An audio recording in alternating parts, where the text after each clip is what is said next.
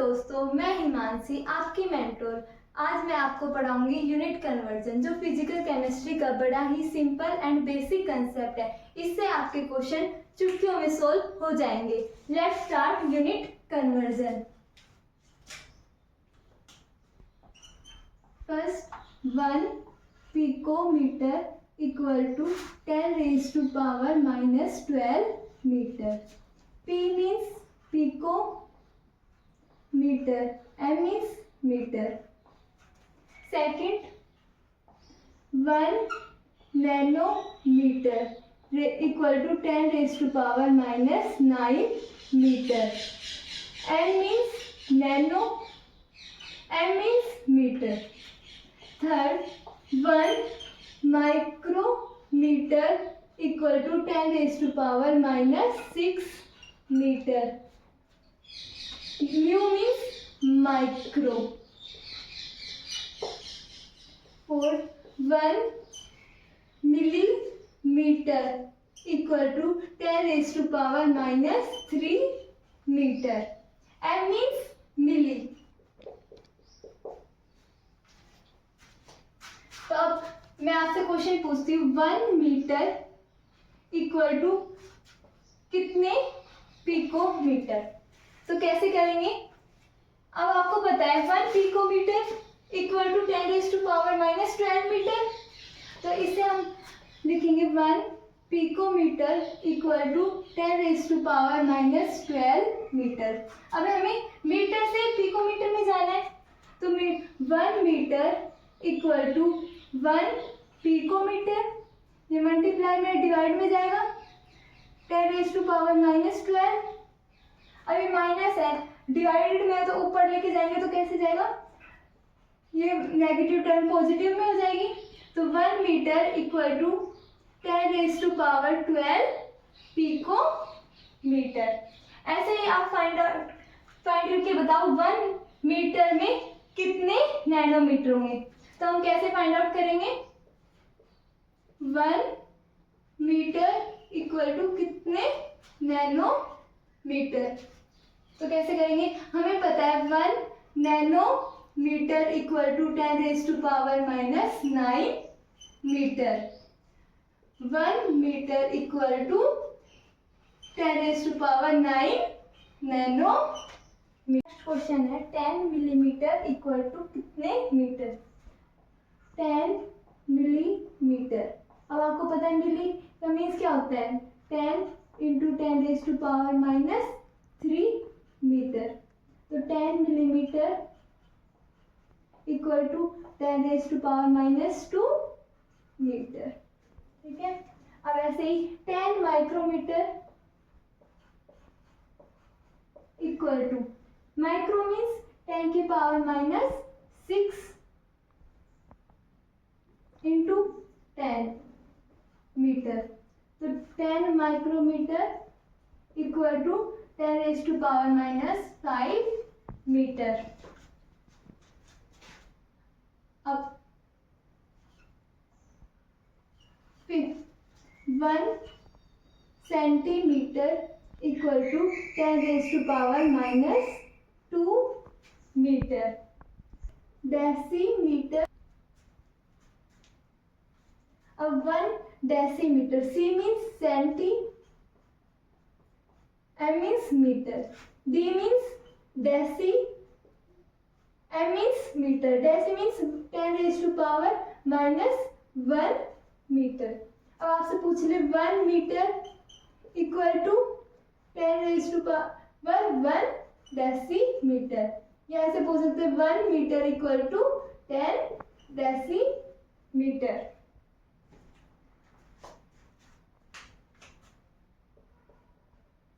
One kilometre equal to 10 raise to power 3 metre. K means kilo. Second, 1 megametre equal to 10 raise to power 6 metre. M means mega. 1 gigametre equal to 10 raise to power 9 metre. G means giga, M means metre. अब 1 metre equal to कितने giga metre, तो हम कैसे करेंगे 1 giga metre equal to 10⁻9 metre. तो 1 metre equal to 1 10⁻⁹ giga metre. किसकी unit थी, distance और लेंथ। अब इसमें ग्रेटर और अब ग्रेटेस्ट ऑर्डर में लिखे, डिक्रीजिंग ऑर्डर में लिखेंगे तो हम कैसे लिखेंगे, kilometre, metre, decimetre, centimetre, millimetre, micrometre, picometre. ठीक है, किस वजह से, क्योंकि D means deci means 10⁻⁻1 metre, C means 10⁻⁻2 metre. अब 10 की पावर नेगेटिव में जितनी कम होगी उतनी ही क्या होती है, ग्रेटर वैल्यू होती है। तो डेसीमीटर ग्रेटर होता है सेंटीमीटर से और मिलीमीटर ग्रेटर होता है माइक्रोमीटर से। ऐसे ही हम मास और वेट इसकी बताएंगे तो किलोग्राम, किलोग्राम की वैल्यू ग्रेटर किस लिए है, क्योंकि किलो मीन्स 10⁻³ ग्राम, जो कि ग्राम से ग्रेटर है। Equal to decigram, centigram, milligram, microgram, nanogram, picogram. ठीक है, अब हम पढ़ेंगे वॉल्यूम की, वॉल्यूम का unit conversion. 1 metre cube equal to 1000 litre. अब आपसे पूछ लिया जाए कि 1 लीटर में कितने मीटर क्यूब होंगे, तो कैसे करेंगे, 1 litre equal to 1 metre cube divided by 1000। अब 1 लीटर में क्या होगी, 10⁻³ मीटर क्यूब। इसका आंसर क्या आ जाएगा, 10⁻³ मीटर क्यूब। अब 1 लीटर इक्वल टू 1000 मिलीलीटर। अब आपसे पूछा जाए 1 मिलीलीटर में कितने लीटर होंगे, तो हम कैसे आएगा, 1 मिलीलीटर इक्वल टू 10⁻³ लीटर। और 1 लीटर को 1 लीटर इक्वल टू होता है 1 डेसीमीटर क्यूब। 1 मिलीलीटर इक्वल होता है 1 सेंटीमीटर क्यूब। कई बार कंफ्यूज करने के लिए मिलीलीटर की जगह आपको किस में यूनिट दे दी जाती है, सेंटीमीटर क्यूब में, और 1 लीटर की जगह आपको क्वेश्चन में लिखा सकता है डेसीमीटर क्यूब। तो आप डेसीमीटर क्यूब को किसके इक्वल मानना, 1 लीटर के, और सेंटीमीटर क्यूब को मानेंगे हम 1 मिलीलीटर, जिससे आप कंफ्यूज ना हो।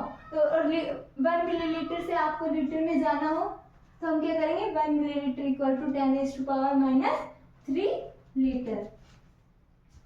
ठीक है, और वॉल्यूम में जो मीटर क्यूब है वो सबसे ज्यादा ग्रेटर होता है, फिर लीटर, फिर मिलीलीटर।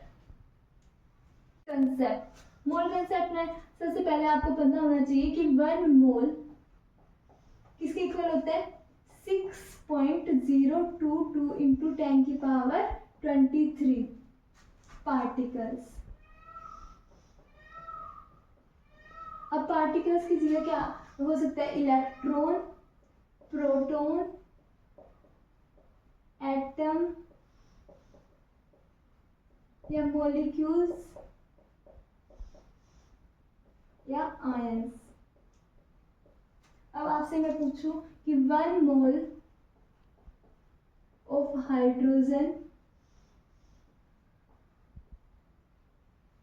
तो ये किसके इक्वल होगा, 1 मोल ऑफ हाइड्रोजन। अब आपसे हाइड्रोजन एटम हाइड्रोजन एटम बोले तो ये H के इक्वल होता है। अगर हाइड्रोजन मॉलिक्यूल्स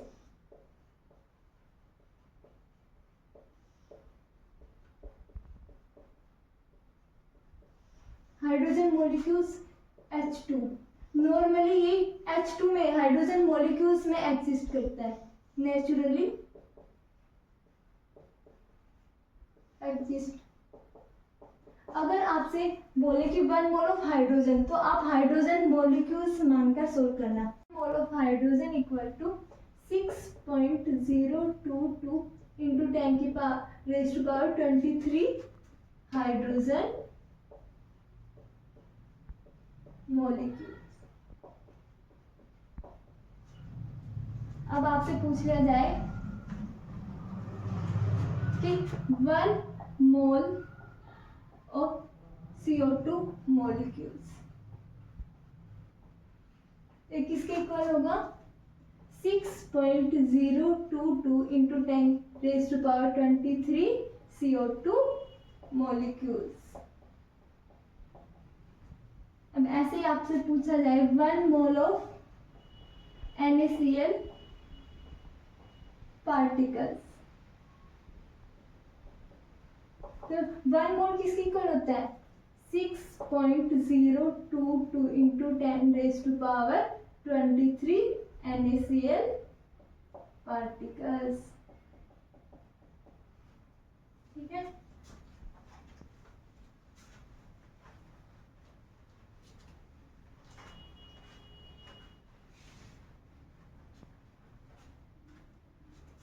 अब 1 मोल इक्वल होगा मोलिकुलर मास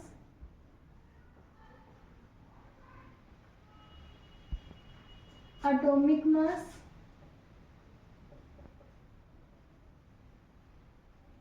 मोलिकुलर फॉर्मूला।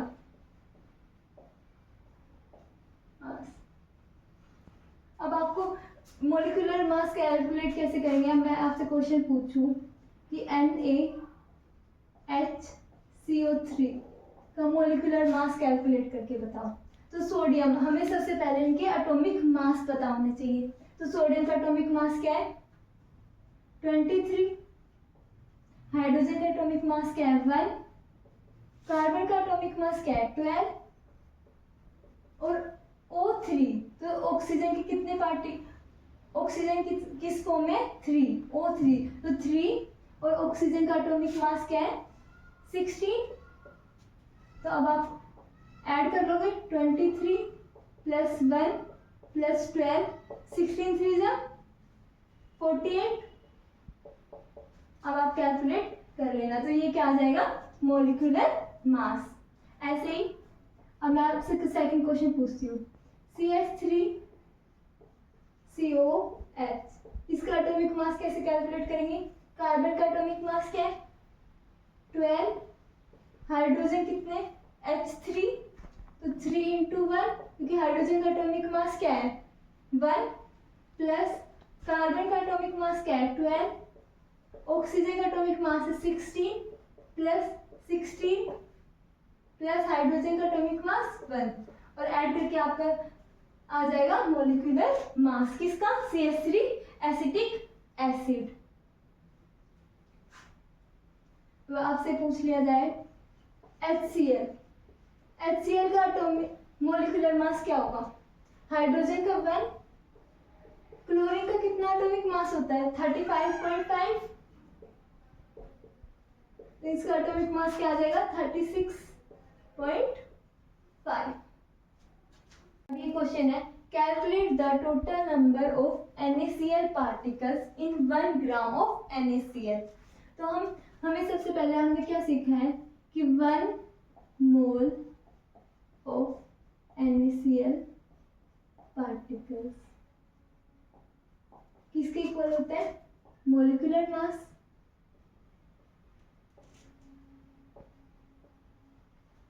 अब 1 मोल की वैल्यू क्या है? 6.022 into 10 raise to power 23 NaCl particles. अब NaCl का मोलिकुलर मास क्या होगा? ये आप कैलकुलेट कर लेना, 23 प्लस क्लोरीन का क्या है 35.5,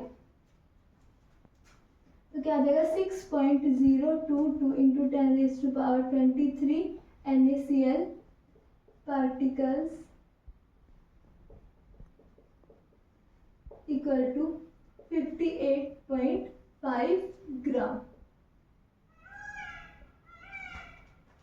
ठीक है, और हमें 1 ग्राम में निकालना है, तो 1 ग्राम में कैसे निकालेंगे, 1 ऐसे लिख लो आप 58.5 ग्राम किसके इक्वल होगा 6.022 इंटू 10⁻23 NaCl पार्टिकल्स।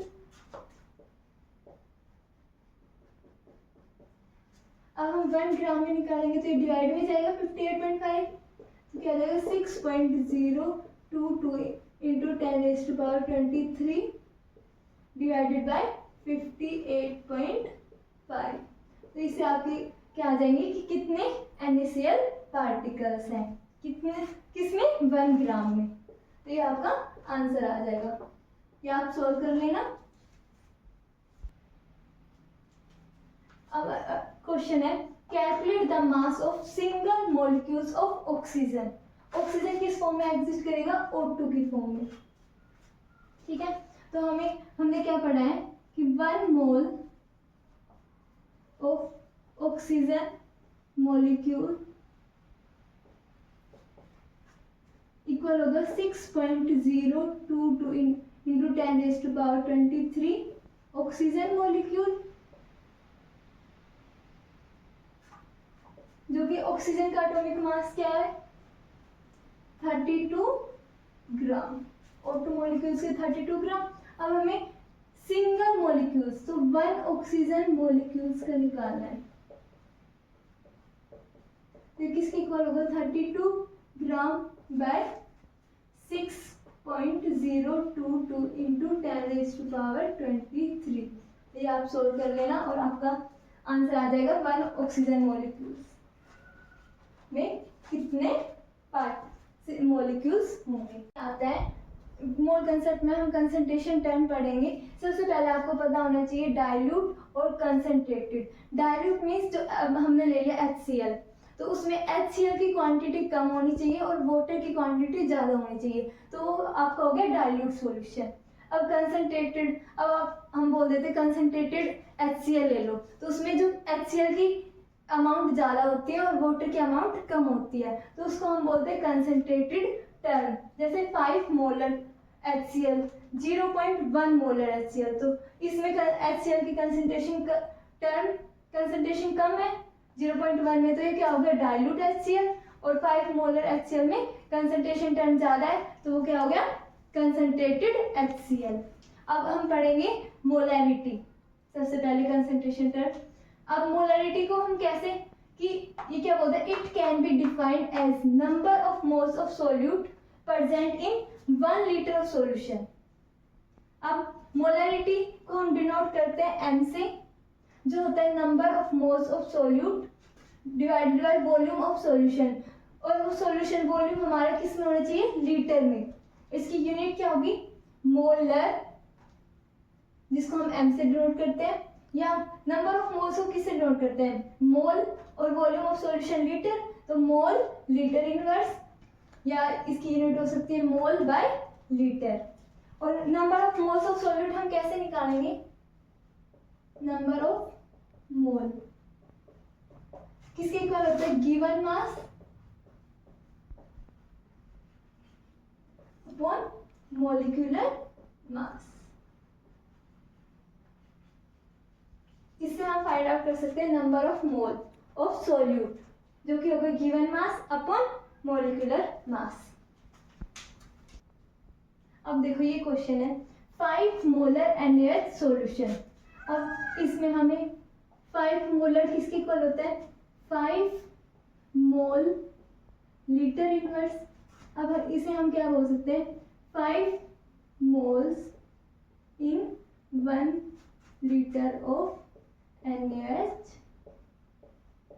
सॉल्यूशन। इससे हम हम क्या निकाल सकते हैं, अब हमें मास निकालना है, तो मास किसके इक्वल होगा, number of mole equal to mass by molar mass. अब हम यहाँ से मास फाइंड आउट कर सकते हैं। मास क्या होगा, n multiply molecular mass. Molecular mass को ही हम क्या बोलते हैं, मोलर मास। तो आपके पास मोल कितने हैं, 5, और NaOH के मोलिकुलर मास क्या होंगे, 5 इंटू Na सोडियम का एटॉमिक मास क्या 23, ऑक्सीजन का 16 प्लस 1, इनको मल्टीप्लाई करेंगे 5 into 3 6 10 multiply 40, 5 into 40 equal to 200 gram. तो ये आपके आ गया कि इसमें मास हम कितना लेंगे, 5 मोलर NaOH सॉल्यूशन बनाने के लिए 200 ग्राम हम लेंगे NaOH। देखो ये क्वेश्चन है, calculate the molarity of sodium hydroxide. Sodium hydroxide का फॉर्मूला होता है NaOH solution prepared by adding its 4 gram is enough water to form 250 millilitre of solution. अब हमें मोलैरिटी का फॉर्मूला देखा था, किसके इक्वल होता है, number of moles of solute upon volume of solution, किसमें, लीटर में। और मोल कैसे निकालेंगे हम, गिवन मास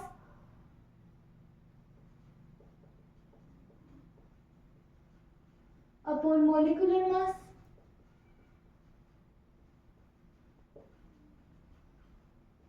और वॉल्यूम हमारी किस में होनी चाहिए, लीटर में। अब आपके यहाँ पे गिवन मास क्या दे रखा है, 4 ग्राम, किसका, सोडियम हाइड्रोक्साइड का।